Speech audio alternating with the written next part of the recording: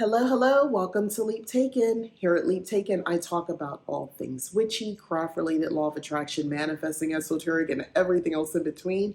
And today's topic is getting your witchy groove back. Um, Listen, it happens to the best of us. Sometimes we're on this path, and in most cases, if you've been practicing for some time, but honestly, newbies, sometimes you absorb all the information, you're super excited, and then it's like, so now what? What am I supposed to do next? Or you're not, I wouldn't even say what am I supposed to do next. It's more like, okay, I don't know if I feel like doing what's the next step. Life is lifing, and a lot of things are happening and you don't necessarily feel like adding one more thing into your life, witchcraft. But you kind of want the effects of it. So that's what this is about. How to get that groove back when you're kind of at that space where um you're kind of a little bored. You're a little bored with it. So and I'm going to speak obviously from my experience because I am someone who gets bored easily. I say it all the time, and my sun sign is Aries, and that's something that we struggle with. We really lose interest in things, people as well, rather quickly, places, things that we were so excited about, and then all of a sudden we just abandon it. And it's, I don't know, it doesn't hold my interest, and we're such an authentic folk as Aries. We can't live a lie. So if we're not feeling it, like we go all in. So if we're not feeling it, we're just not gonna do it. Or the people as well. We're just not going to deal with it. So in my case, when it comes to witchcraft, which has happened sadly on more than one occasion, it starts. This is how it starts. You don't do anything for the moon. You forget it's a full moon or a new moon. You don't know if the moon is waxing or waning because you haven't paid attention. It starts with that. Next thing you know, like a major holiday went by, and you're like, oh man, I messed it up. And then you say, okay, I'll celebrate it the next day or this weekend. So I can celebrate, and you never do. Um, you're not watching the witchy content anymore. Um, you're not really reading anything witchy. You're not really looking at anything in that kind of capacity. Um, your friends and family that you talk to really are not into the esoteric, spiritual, or anything really that much. And if they are, nothing's really coming up. Maybe it's enough just to remind you what you're not doing. And then we kind of feel like, oh man, I need to get into that. You feel guilt. And sometimes if you feel guilty enough, you don't want to feel guilty. You don't like the feelings associated with guilt. So we avoid the subject altogether. So if this is you, as it has been me on more than one occasion, um, you might like these tips. So first off, admit it. Um, First step is acknowledging that, hey, I'm kind of bored. I'm bored with this. So because if you can figure out why that you are bored, and that's what really what it is, it's just not as interesting. It doesn't mean that it doesn't work out. It's not for you. It doesn't mean you should go running back to Christianity. It simply means you most likely are just bored. And that's okay. You can be bored. So what do we do about that? So my first tip is going to be, outside of acknowledging, hey, I'm actually just bored. So tip two is remembering, if you can, why you were drawn. Think back. I don't care how long ago it was, even if you remember just a little bit, a feeling, and it can lead you to kind of what started the whole thing. Like what got you going? What fired you up? What, the newness of it? Because if that's all it is that it was just this new thing, it was so different than what you've learned. There is so much more to learn. I mean, just taking, just looking at certain paths or mythologies and kind of going all in on something that maybe, go into, prime example, another one I would say, like, look at Norse mythology. It doesn't matter if you feel called. It's not about you feeling called and you wanting to practice it, but like go deep into it and learn it. Or, look at any of the ATRs and, the Orishas, like just something you don't know. So you can get excited about it, of just learning. It can hopefully help you, remember what you used to do and maybe take some of the elements there that you find interesting and work them in to breathe life into your spiritual practice. Um, so that's the biggest thing to me is kind of, okay, study something else under the umbrella of spirituality, paganism, or something like that. Just study something else. Fairies. It doesn't have to be a whole system. Just, look into fairies, look into paranormal activity, that sort of thing. Like, just go down a rabbit hole of some obscure subject under the section of paranormal and the occult, even if it's not spiritual per se, maybe it's just, divination, tarot cards, getting the tea readings and stuff like that, really focus and really just kind of become like master level at something, whatever that is. And for maybe it takes you like 2 months to become master level at something. My point is, it's doing something, it's stimulating. And then look forward to the next thing and the next thing. By the way, to me, that is part of the spirituality that we should be practicing, learning. There's nothing wrong with always learning new things. Now, within a midst of that, you might want to start to, I don't know, put some of that stuff together and build some sort of a tradition for yourself based off the information that you're learning along the way. But that's okay. Take your time. You don't have to get to that part. But I think that's helpful to kind of get you kind of almost back in the saddle. My next tip, which I kind of think is important as well, is that I don't want to say fake it till you make it, because that's not what I don't want you to fake it. But sometimes just putting yourself in a situation where others are practicing. This is why it's good if you don't belong to a coven or a formal coven, but if you have witchy friends.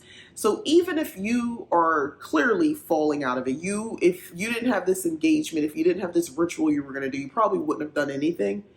But by the time you get to the ritual and you perform it, you actually feel really good and you feel really positive and you're glad, you don't regret doing it at all, not even a little bit. But it was just getting there. For some of us, we need that.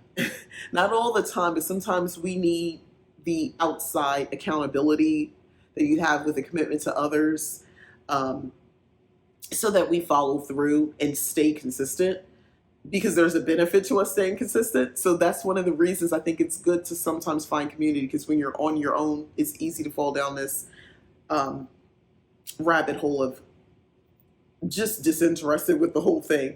You don't do anything anymore. Do you call yourself a witch? Yeah, but you do absolutely nothing,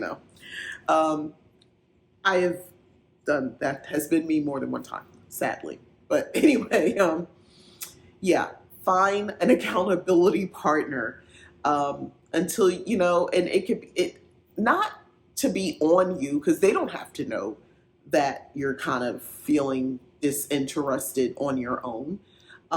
But when you're with a person or a group of people, and as long as it's working, you do rituals or you do have just witchy conversations with them, and it kind of leaves you a little bit more recharged, you might still be in that space, but a little less, you feel a little bit more optimistic about, oh yeah, well, I'll make sure I light that candle that we created during the ritual or something like that. So you're still doing the things that you would want to be doing in your practice, at least some of the things.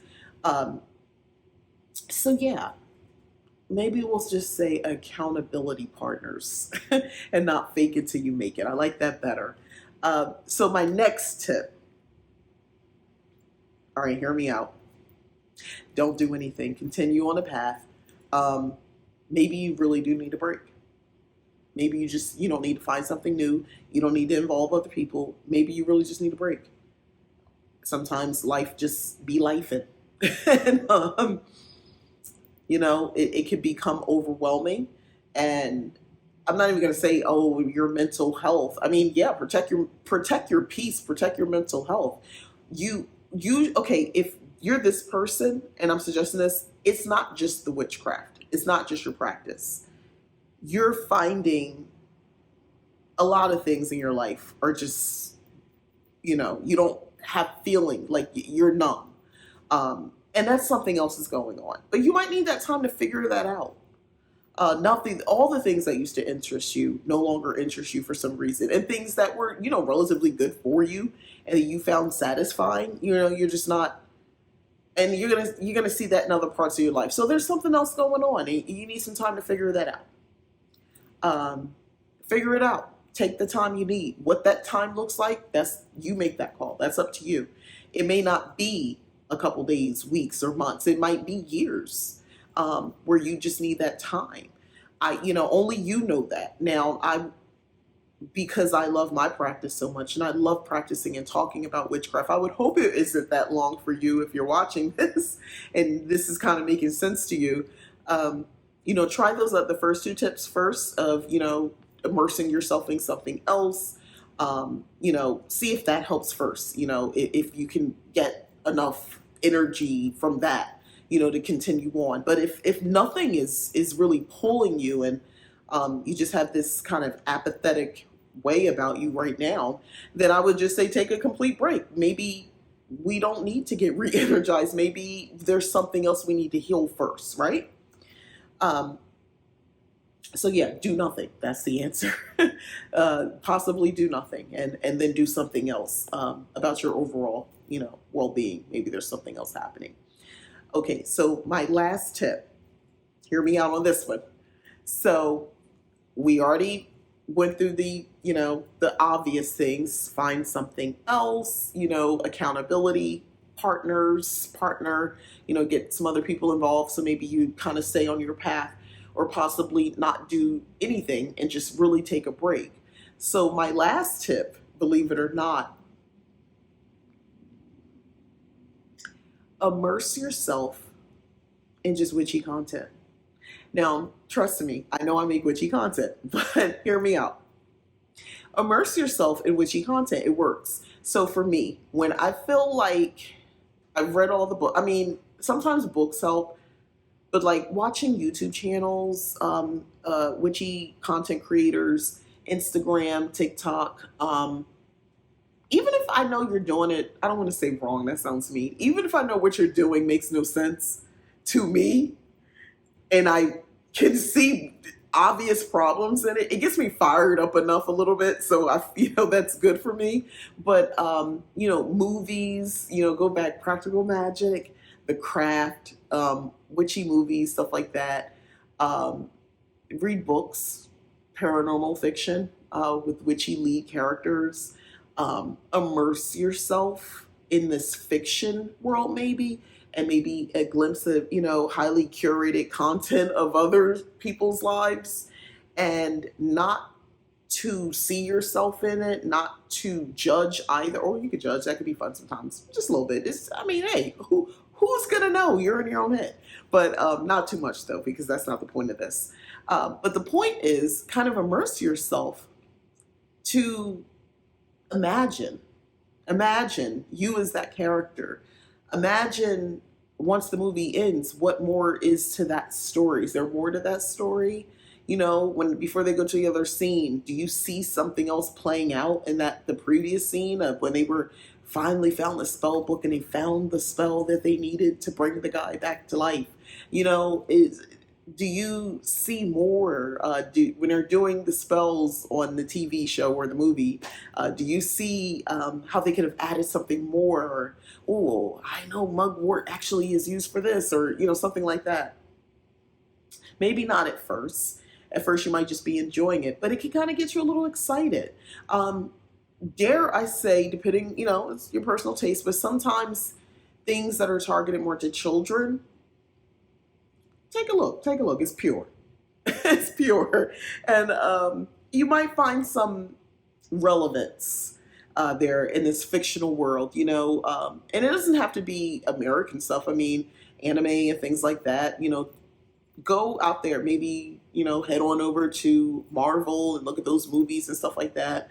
Doctor Strange is a great one where it's not witchy, they don't call that, the concepts and things like that is very much an esoteric model in the world, or thought, and just mind-bending things like that. But you still get the excitement of a Marvel movie. So it only goes but so deep, before they pull it back in. Yeah, immerse yourself in that sort of stuff. WandaVision is another good one. Well, she is a witch, but yeah, check that out. Um, yeah, go into that world.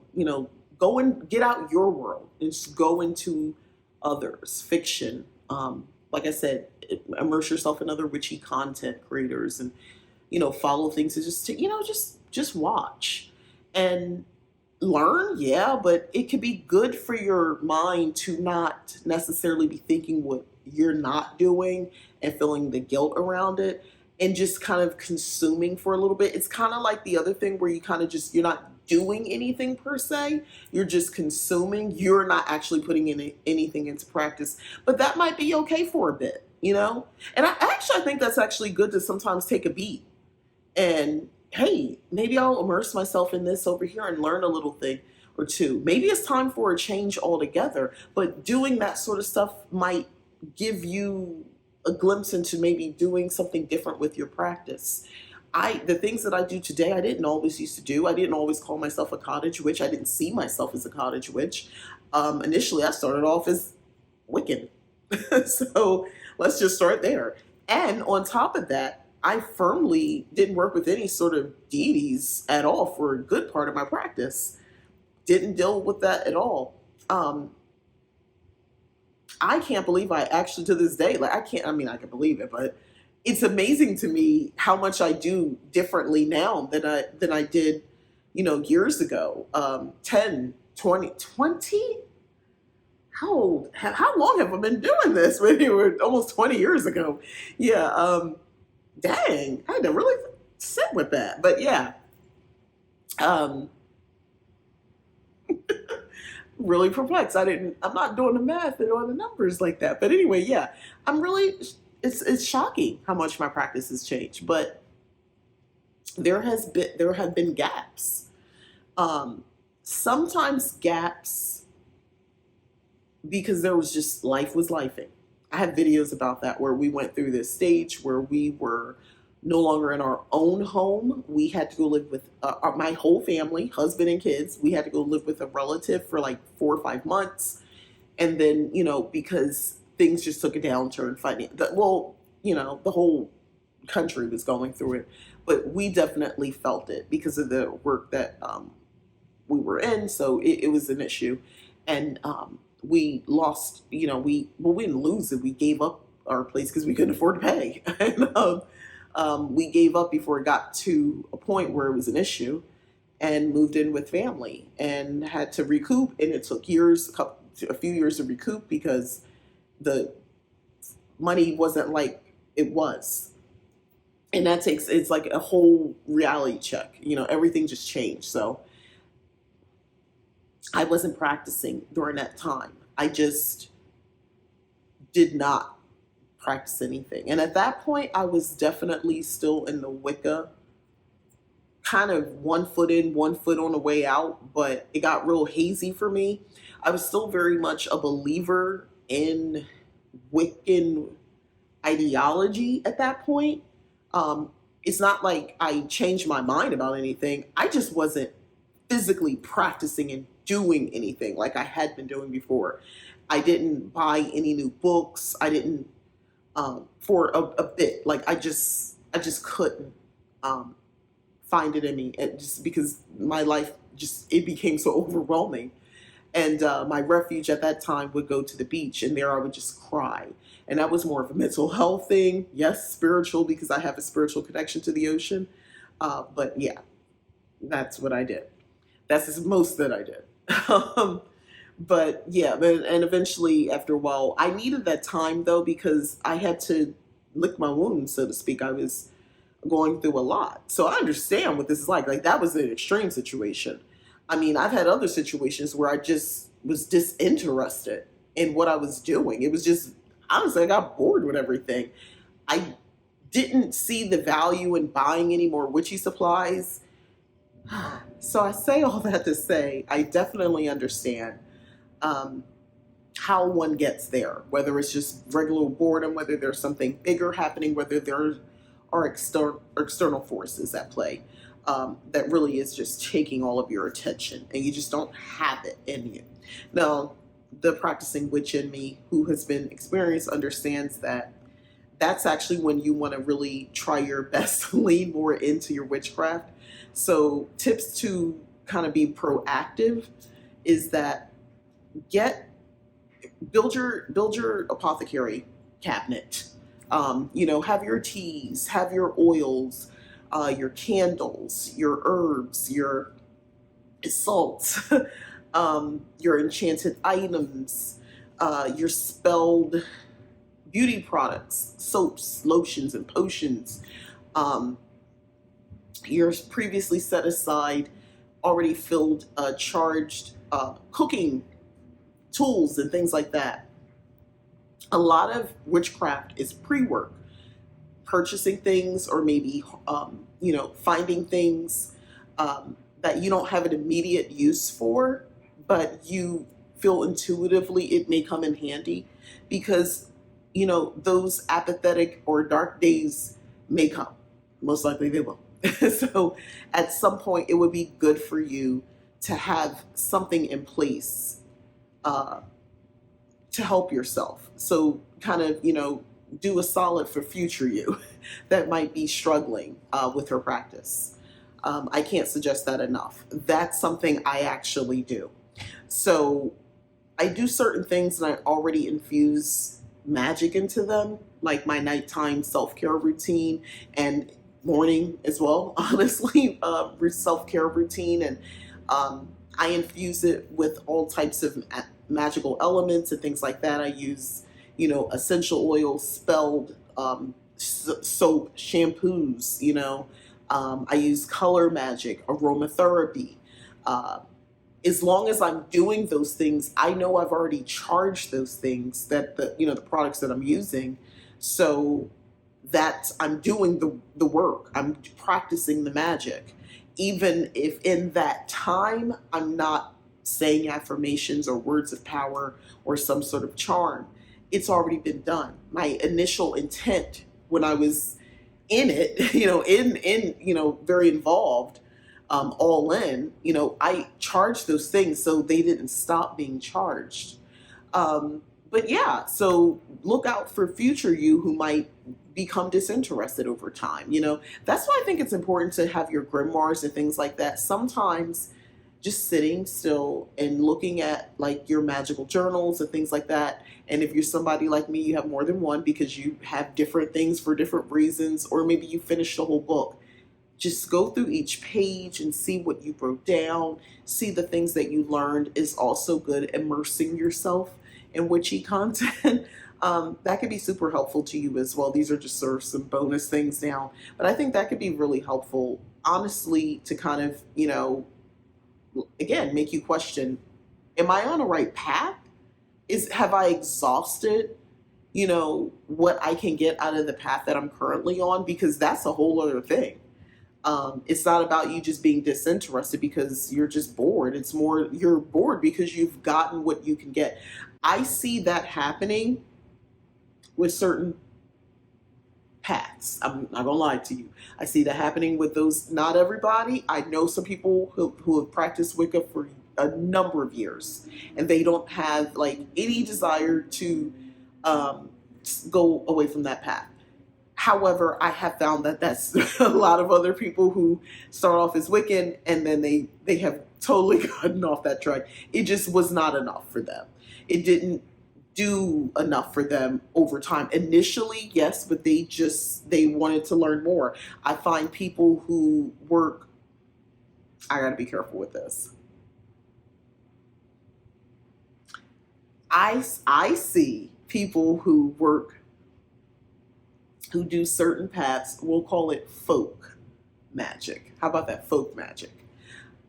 I have seen quite a number of people who do folk magic end up going back to Christianity because, well, one, they got spooked. Something scared them. And that's the demon. And there you go.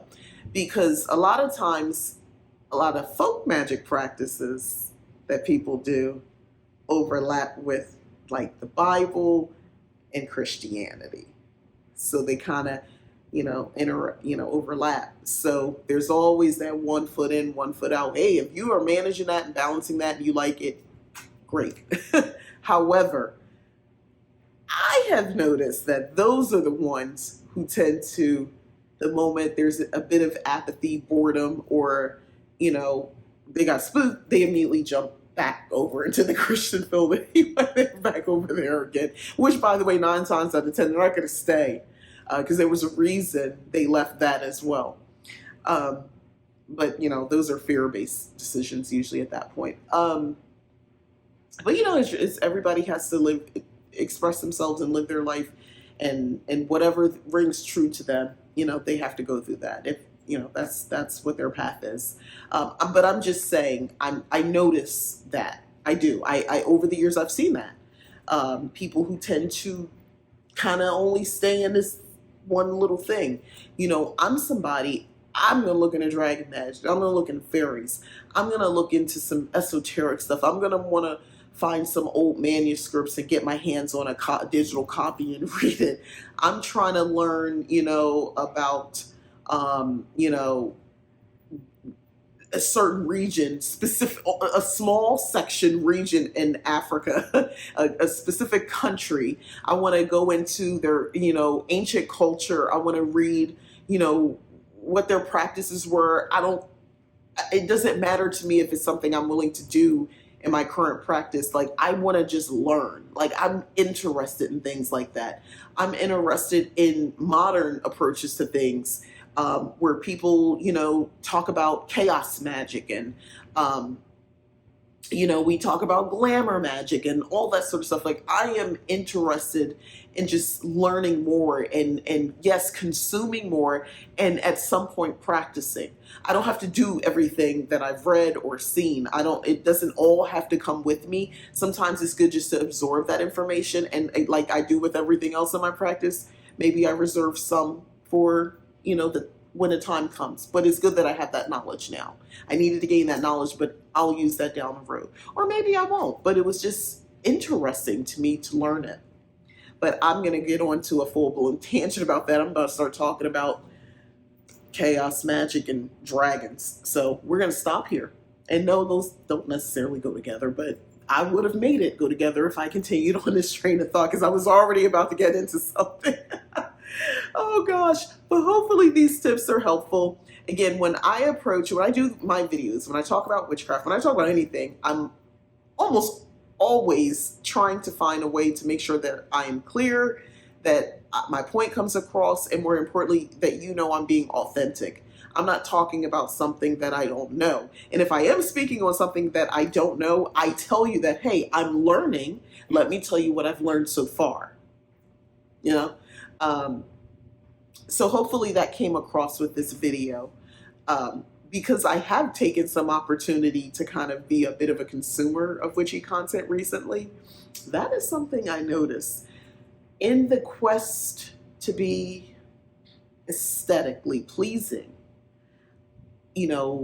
unfortunately, I feel like there's some substance lacking in authenticity.